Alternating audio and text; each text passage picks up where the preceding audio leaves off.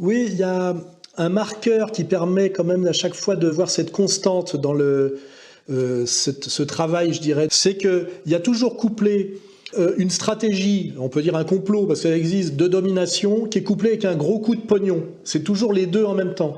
Rappelez-vous le Silverstein avec le 11 septembre. Il y a 2 tours qui tombent. Il y en a même 3 avec 2 avions. Il touche 2 fois l'assurance. Il avait fait bien assurer avant en cas d'attaque terroriste par avion parce qu'il devait désamianter des tours qui étaient une ruine et qu'il a acheté quand même. Donc là, on voit que le type, on lui fait acheter des trucs qui sont la ruine si jamais il respecte les règles de désamiantage. Mais d'un seul coup, il fait la culbute parce qu'il a de la chance. Il y a eu 2 avions qui rentrent dedans et il a tellement de chance qu'il a pris 2 assurances et qu'il touche 2 fois le pognon. Chaque tour était couverte à hauteur de 3 150 millions d'euros.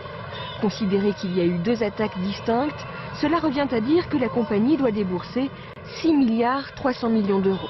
Si Larry Silverstein réclame ces 6 300 millions d'euros, c'est qu'il estime avoir une obligation morale de reconstruire le World Trade Center.